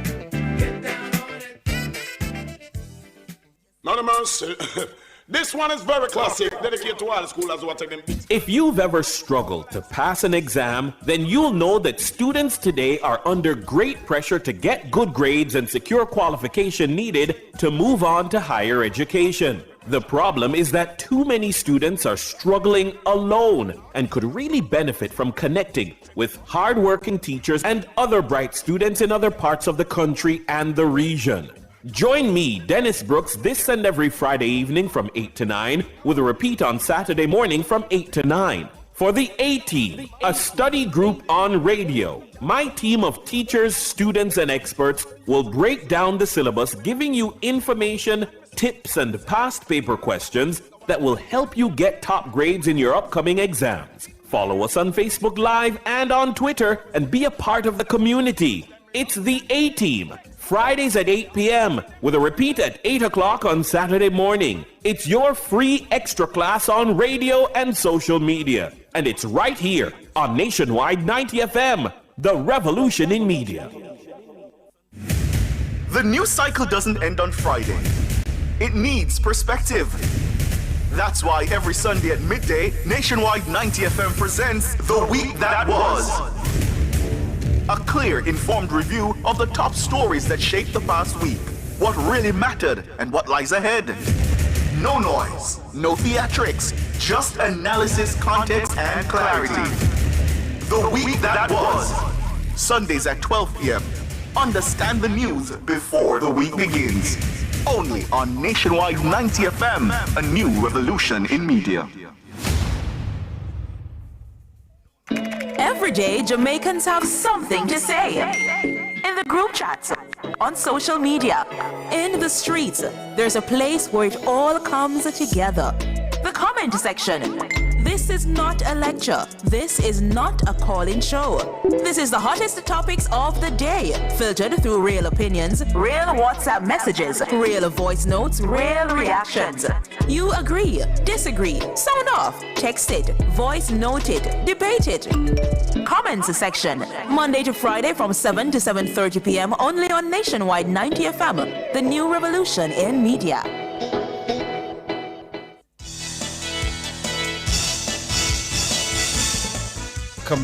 Welcome back. Thank you so very much for sticking and staying with us right here inside this TGIF edition of Nationwide at 5.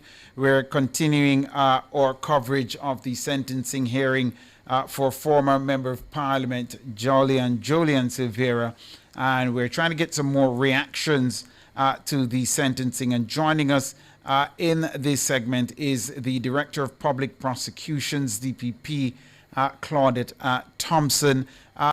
Let me just go straight to you, Madam DPP, because I gather you might not be able to stay with us for very long. Let me just get straight to the point. Madam, welcome to the program, by the way. Good afternoon to you. Good evening. Good afternoon. Thank you. And good evening to your listeners. Madam DPP, a lot of Jamaicans, were questioning whether or not your office did the right thing by accepting the guilty plea to the lesser offense of manslaughter. A lot of people are saying they are not of the view that the office did the right thing. It should have gone to trial and allow for a jury to put to the test that partial defense claim of provocation. What do you say to the Jamaican people now that the case has come to a close with the sentencing? Good evening again, and good evening to your listeners. When we appeared in court on I believe it was the 2nd day of February, we were prepared to start the trial. We had witnesses in the courtroom, we had witnesses seated outside the courtroom, and we were ready. The accused man decided to plead guilty, and we indicated then that we had nothing, there was no basis to accept the guilty plea on that occasion. On the following day, a statement was read into court. And based on the contents of that statement, we were satisfied that there was a basis in law, and I want you to appreciate, we're lawyers, this is what we do. There was a basis in law to accept the guilty plea on the basis of provocation. I gather, because I was off the island for a period, I gather that there was much discussion about accepting the plea and why and so on. And my impression was the timing of the plea. As a prosecutor, we don't have the luxury of saying, oh, you're too late, I've closed the door. That's number one. So the first answer is there was a basis in law to accept it. Two, persons talk about going to trial. Going to trial does not guarantee the result that we got today. Because today, Mr. Silvera has gone off to prison for 20 years. There is no guarantee that a witness will come up to prove, that is to say, that the witness will say today what he said in his statement 2 years ago. Among those witnesses, and the first two witnesses that we would have called, were the then 10, now 12-year-old sons of the deceased and of the accused. Can you imagine those children having to come into court and give evidence adverse to their father? I don't think that's anything anybody would want to do. So to answer your question, we are guaranteed a particular sentence by way of the guilty plea. There is no guarantee that Mr. Silvera would have been found guilty of murder or manslaughter had we gone to trial. So am I hearing you, Madam? Hold on, sorry, the last go ahead. thing I want to say. And fourthly, what was said on the 2nd of March, had Mr. Silvera said it during the course of the trial, and there is nothing to suggest that he would not have said it. Had he said it during the course of the trial, then the judge would have been duty bound to leave manslaughter to the jury. And on that basis, the guilty plea was accepted by the Crown and then accepted by the court. I want to come back to that point, Madam DPP, but did I hear you say you were off the island when all of this was transpiring? I left the island on the morning of the 4th. So you were consulted on the decision? Sorry, go ahead. I was on the island and in court yes. on the 2nd, and I was in court on the 3rd. So on the morning when we said we will accept the guilty plea, I was in court. Oh, so you were a part of the decision. I was a part of the team. I led the team. Process, yes. Yes. Now, where the section 6 that deals with provocation on the of the Section 6 that deals with provocation, and this is the Offences Against the Person Act. Where on a charge of murder there is evidence on which the jury can find that the person charged was provoked, whether by things done or by things said or by both together, to lose his self-control. The question whether the provocation was enough to make a reasonable man do as he did shall be left to be determined by the jury. And in determining that question, the jury shall take into account everything both done and said according to the effect which, in their opinion, it would have on a reasonable man. Now that clause there, that is doing the heavy lifting for us non-lawyers, and I want you to help to school us, that this should be left to the jury to be determined. And that is the question that I think a lot of people are asking, Madam DPP. Why not allow a jury to put to the test what he's claiming in the absence of Melissa Silvera, to provide an alternative to the events on that fateful evening? Why leave it to a jury when we have the power and the authority and the learning to accept it, where a jury can come back and say not guilty to both murder and manslaughter? So am I hearing that you played it safe? I didn't play it safe. I did the correct thing in law. And going to a jury would not have been the correct thing in law? The law allows for that, yes? It would not be incorrect. But this is a guarantee of what the result would be. But there is no guarantee had I gone the other route. I'm sorry, there's some person walking by. No, man, that's understandable, Madam DPP. But if you say you did the correct thing in law, it raises the question now of whether, if you allowed it to go to the jury, whether or not that would have been the incorrect thing. No, one does not necessarily go from one to the other. The fact that this is correct doesn't mean something else is incorrect. Mm-hmm. No. And in hindsight... Sorry. Go ahead, please. No. In hindsight... No, in hindsight, now that we've...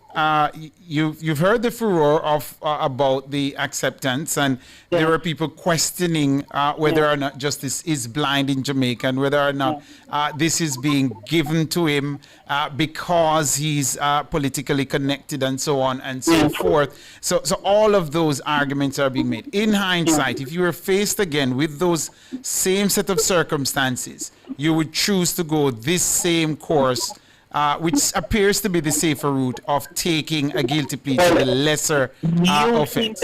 You seem to be comfortable with the word safe. It was the correct route in law. It was the lawful thing to do. It was one of the legal options, and I chose it. It was one, and another... for me, it's not about comfort. Yes. It is a guarantee with this guilty plea that he will be punished. There is no guarantee by going to trial. There are some who are looking on Madam DPP and saying he's eligible for parole after 13 years. And they're saying, given the circumstances, all the aggravating factors that were looked at and weighed and measured by the court, that seems a short time in their mind. What's your reading of that? Eligible for parole up to 13 years. And I don't know that is a fact. I heard Mr. Champagne say as much. Hello? Mr. Champagne say as much. I heard Mr. Champagne say as much, and I'm not going to debate that.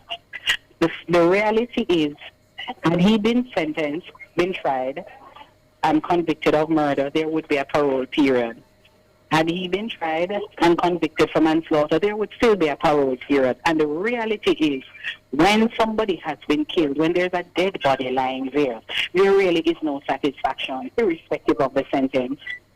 And so we do the best that we can within the confines of the law. I hear you, Madam DPP, that you did the correct thing in law. But for those non-legally trained mind, there is often in these cases a reference to a smoking gun. The prosecution had a smoking gun. The ballistics evidence, the Chief Justice waxed lyrical about the quality of the ballistics work done by the expert. Wasn't that sufficient for you to be bold enough to go to trial and secure a conviction, don't you think? That was a smoking gun? I really do not like the categorization of whether I was bold or not bold. I took the guilty plea because there's a guarantee that he will be punished for what he did. I don't know what would have happened had we gone to trial. Right. So doesn't that speak to boldness? The boldness to go down the wicket to see what would happen? No. And go down the wicket to see what would have happened, and he's acquitted. But you're pushing back against my characterization as it being the safer route. But that's exactly what you're explaining to the Jamaican people, that this was the safer route because you could have gone to trial and lost the case, is what you're saying. We could have. That's always a possibility. Or we could have gone to trial. So you chose the safer route. So what is wrong with my assessment then of what you've said? The judge would have left manslaughter, and perhaps we would have gotten manslaughter, and we would be where we are now. And you even with the smoking gun that you had with the ballistics evidence, you're saying you don't think the ballistics evidence was a smoking gun? That's your characterization. You don't think it was strong evidence on which a jury could convict? You got a guilty plea. I accepted the guilty plea. I'm satisfied. And you do not wish to carry it any further than that, is what I'm hearing from you. But what would be the point, though? There's learning in hindsight, Madam DPP. Yes. Well, and I have no difficulty with learning. I acted on the material that I had before me. If another case were to come, I would look at what is before me and make a decision. When you heard... And there are no two cases that are alike. And there are no two cases that are alike? All right. No. When you heard of the guilty plea to the lesser offense of manslaughter, was there any attempt in the time that the DPP took to decide whether or not it would have accepted the plea? Did you go back to the facts of the case to ascertain? Back to the facts of the case, went back to the law, went back to case law, went back to legislation, sat and met and discussed with the team. So yes. So, which takes me to the question I want to ask you, Madam Look at who DPP. our witnesses are. Yes. Look at the availability of the witnesses. Just a minute here. Some person's walking there. No, man, that's all right. We understand. Just hold on, please. I'm coming, sir. We have with us, and of course, she has graciously offered us some minutes. As you can imagine, the DPP is a woman who's in demand, and so we appreciate her making the time to be with us here. And I'm at a function. I understand, Madam DPP, and we won't keep you for much longer. So which took me to my next question. If it is that you went back to the facts of the case, because people were previously told that she died of natural causes, there appeared to have been, on the face of it, one could say a prima facie case could be made out for the fact that there was some attempt to, it appears we've lost the DPP. But the question I really wanted to get to as we try to reconnect with her is whether or not there should have been an additional charge considered of trying to conceal that a crime had taken place. If they had considered that any thought. Yes, Madam DPP, Yes, thank you so much for... was there any consideration given to an additional charge of attempting to conceal a crime or tampering with a crime scene? Anything of that sort once you went back to the facts of the case? Once in the early days of indicting the file, we did go back to that. But we had what we had. We had discussions with the experts, and based on their wisdom and our knowledge of the law and our research of the law, we decided not to. You decided not to. Could you let us into your confidence? What turned in that direction for you? What were the factors that led you to say, okay, let's not go this road? Because after he pleads guilty, it changes the entire dynamic of the case. Yes. So it would then mean, was there an attempt to cover up what was done? Because he shot her, left, came back, a policeman came on the scene, asked if she had any known illnesses which would suggest to any discerning mind that there perhaps wasn't blood on the scene for him to say, wait, a crime has been committed here. Why wasn't that revisited at that particular time when the guilty plea was handed over to say, look, there must have been an attempt at trying to cover up what happened here? Are you asking me why we didn't amend the indictment after the guilty plea? Right. Could that have happened? Is the first question. Improper. All right. It couldn't have been. You'd have had to bring that charge it would before. Have been improper. Yes. All right. Yes. Okay. So that one is off the table. Let's take it, Madam DPP. And I know we don't have one more. I need to go inside. One more. Yes. So let me. How do you say to Jamaicans? And I want you to speak to the constituent that you serve, because you serve the people of Jamaica. I do. How do you say to them, look, we did the right thing. This was the right course. I'm just giving you another opportunity just to make the. I'm going to do it quickly. Yes, just to say to the Jamaican people, we did the right thing and we do it again. I don't know about we would do it again. What I'm saying to you is, we had the material. We got a guilty plea. It was based on provocation. We went back and looked at what we had. What we had supported the guilty plea for provocation. There is no guarantee that had we gone to trial, the accused man would have been convicted. And so it's everything that has happened between the 2nd of March to today were to happen all over again. I don't see any reason why we wouldn't make the same decision. This is a man who is going away for 20 years. Were he convicted for murder, the minimum would be 15 years. So we got 5 more years than we would get for the minimum sentence for murder. Madam DPP, you've been very gracious. Thank you so much for taking the time. Thank you very much, sir. Have a good evening. Have a good weekend. Have a great weekend as well. The voice there you just heard is that of the country's chief prosecutor. Yeah, her name is Claudette Thompson. She's the director of public prosecutions. Look, folks, a lot has been said. The DPP sticking to her proverbial guns, saying the decision that was taken was based on what was before them. They feel in law it was the right decision to make at that particular time. I know many of you Jamaicans watching and listening at home, or whether you're in your cars on the journey home, you share a different view. But the learned DPP is saying to us that, look, this is the decision that we came to after weighing and measuring all the facts. For those who have been asking, why not add a charge of tampering since he changed his plea? You heard there from the DPP that would not have been proper. So we can strike that one off as well. Now, look, this matter comes to an end.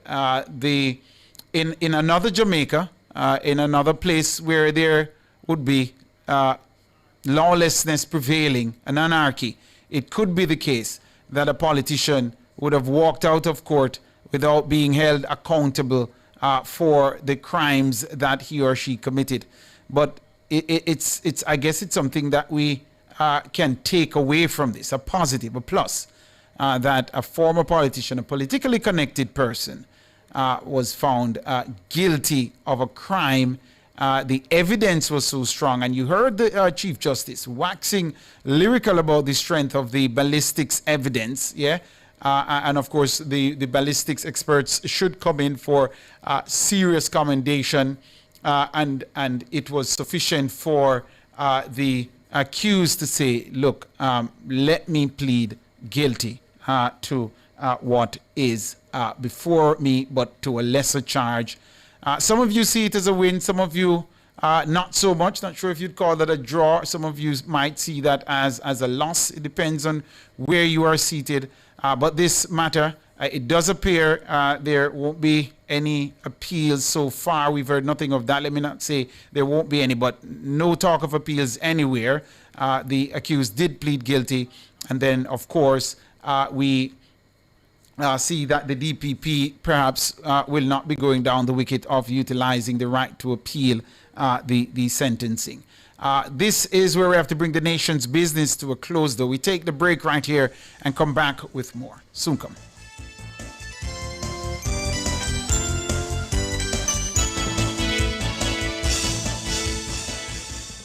Drive the most exciting new vehicles in Jamaica. Schedule your 2024 Ford Ranger pickup or Ford Everest 7-seater SUV test drive now. Call or visit KIG today. The time by KIG is 6:46. This station raised me. It gave me a voice. And if Nationwide has ever meant something to you, come on in. Join the Nationwide 90 FM Family Club today on Patreon.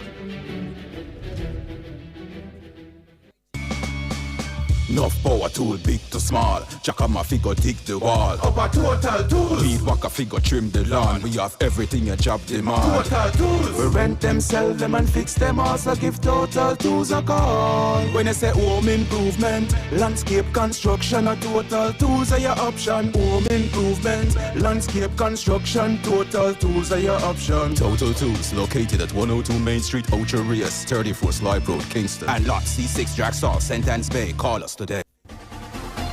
For all your electrical needs, visit ABC Electrical Sales. They stock a wide variety of electrical supplies including plugs, switches, panel boards and conduits, plus energy-saving fixtures. ABC Electrical Sales stocks brands like GE, Siemens, Philips, Cutler Hammer and Allen Bradley. They also offer free island-wide delivery just to suit your needs. Visit them at Shop 8, Hagley Park Plaza, Kingston 10 or call 876-754-3714-5 or 876-754-3825-8. ABC Electrical Sales for a better choice in the electrical business.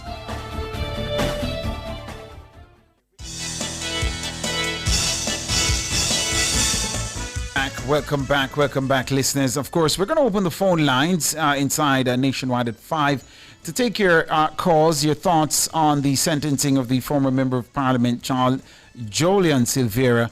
876-630-93714 or 876-618-6730. Soon come.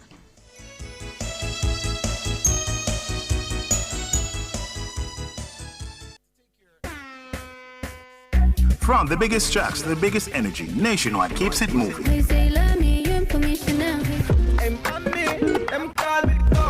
If you love the vibes, come and lock in with us for real. World boss, leave a prison could stop me. Join the Nationwide 90 FM Family Club today on Patreon.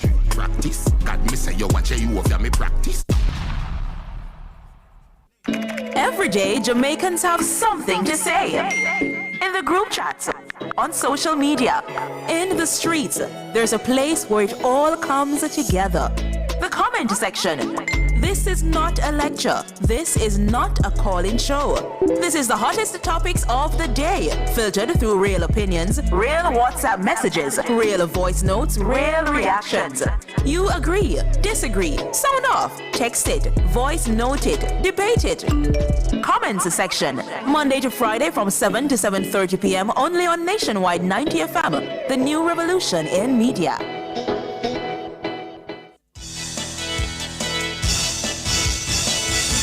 Welcome back. Thank you so much for sticking and staying with us right here inside Nationwide at 5. Our first call online this evening is Who Done It? What's on your mind? Good evening, Tyrone. Good evening, listeners and YouTubers. Yeah, my little thing, my little 2 cents on this matter is that Tyrone, the interview with the DPP, some sort of arrogance I'm seeing from her. I'm not so certain I agree with that. I didn't think she was being arrogant. And she was dealing with you as if, I know she said. No, I'm not. I don't agree with that at all. I don't think she was being arrogant. I think she was sticking to her guns. I don't think she was being arrogant. Because her explanation about the person, Mr. Silveira got five additional years, right? How much did Noel Maitland got? He hasn't been sentenced as yet. Noel Maitland? Yes, his sentencing is coming up. He was found guilty. Oh, he hasn't been sentenced. Right, that's my best memory of it. My producer will tell me if I'm off. Well, let me just say this. What I saw transpired here, it's all a big cock-up. And she moved to take this route because if she had gone down to the other routes, a lot of other persons would have been implicated. And this is just to ensure that those people don't get involved. And you draw this conclusion on the strength of what evidence? And the evidence that, remember in Tyrone, there was a lot of things happening in this murder trial, you know. There was a lot of persons go to the house. No, how do you know this is what I'm asking you. A lot of theories have been floating around, but how do you know it to be true?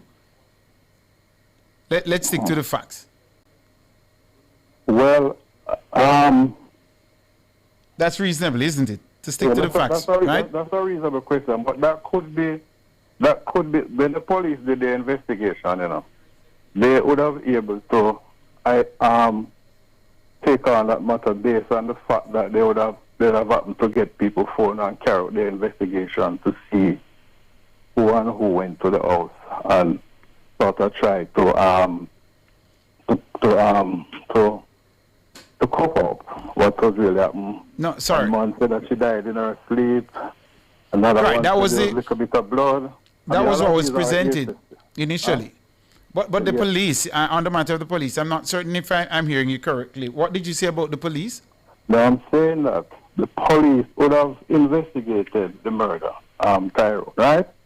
And whosoever where the chiefs, they would have been able to come up with something and to say, these are the evidence and these are the circumstances that what went on subsequently to her death. So on and so forth. The Chief Justice did call into question, you know, the police's handling of the matter. I made a note of what he was saying while he was speaking earlier today. He says the police officer should have been far more alert than he was. And look, the JCF, whose mandate is to protect, serve, and to reassure, they have questions to answer in this matter. Now the case is settled. They can't no longer continue to choose to remain silent on this issue. The case is now closed. Sentencing has been handed down. The JCF now needs to tell the country what its officers saw and whether or not its officer broke with any protocols that should govern attending upon the scene, a potential crime scene or a scene where someone has died. It must now call into question what the JCF members saw, what he did exactly, what should have happened. The JCF owes the country as much. Exactly, Tyrone, because that's why I said that the investigation would have unearthed and put the case together, and then because the investigating officer and the DPP now would meet and put their case together and then take it on into the court, because the DPP, you know, the prosecution and the police investigating officer would put their case together, and then whoever went there before and whoever get themselves involved in it, they would have some question to answer to Tyrone. That is what I'm saying. I don't want to accuse anybody, right? No, right, and we know a lot has been said, and nature bores a vacuum, and in the vacuum of the truth not being told up front, lots of theories started to float around, right? And do we know the full extent of what really happened there that led to Melissa Severe's death? We might not know, but we have to leave it there, though, who done it. We have to try and take another call or two before we have to go. Anthony, top of the evening to you. You're up next. Tyrone, my brother, how are you? Give thanks, my brother. How are things with you, man? It's good. It look like you are on the yard. Boy, back on the rock, man. Back on the rock, my brother. Yes. Tyrone, when we spoke about this a couple weeks ago, I had said that March 6th is going to be a very interesting day in terms of justice in Jamaica. Mm-hmm. And I concluded that it has been. 20 years, Tyrone, I am having mixed feelings about it, to be honest. I am not sure. And why do I have mixed feelings? Because I can understand... Plus the time he's been in custody, one would suppose as well. Which is about 2 years? Yes. Yeah, but yes, Tyrone, 2 years. But even that, still, I still have my feelings about that, to be honest. I would have settled for 25 years minimum right now. And then the other part, Tyrone, that is not sitting well with me is the time that he's eligible for parole. 13 years. Okay, so, yeah. So, in reality, he could be saying, boy, I'm soon come a road right about now. That's the old thing. Because, yeah. But on the other hand, Tyrone and George and I ventilated this some time ago, is the trauma or the additional trauma the kids would have to go through if the whole thing had gone to a trial. And that's the part that caused the mixed feelings for me. Most the re-traumatization that would have been visited upon them because they were already traumatized. Yes. So Tyrone, as you outlined this, as you outlined this, we're almost out of time. I wanted to say this to you quickly that I think the part that I'm still trying to navigate from the Chief Justice is why he decided not to have the sentences run served consecutively. I think if he had done that, I think the matter would have been closed. I don't think any Jamaican could have said, look, this isn't just. You couldn't describe that as manifestly unjust. Right. If he had, but he said it didn't meet the threshold in his mind, I would suppose. Yeah, I totally agree with that. One quick final we have about Tyrone, 30 seconds to go. This is the part, Tyrone, that bothers me though, is that I think there are other aspects to this case in terms of other persons who would have helped, to clear up the scene and stuff and all of those things. And those are things that we might never heard. Or he could have done it himself. Why do we think he couldn't have done it himself? All right. I will sing with you and give him the benefit of the doubt. Well, I'm not even certain that's something we want to give the benefit of the doubt. But we have to leave it there. Right, but thank you for the call, Anthony. Do enjoy the weekend. Listeners, viewers, this is where we have to bring this TGIF edition of Nationwide at 5 to a close. I want to thank our super producer, Dana Davey. Thanks to our technical operator, the man behind the controls, Andrew Glenn Anderson. Don't just said, folks, that's his name, Andrew and Glenn, together. Thanks to all the hardworking members of the news and production team. On behalf of all of us, thank you. Have a great weekend, everyone.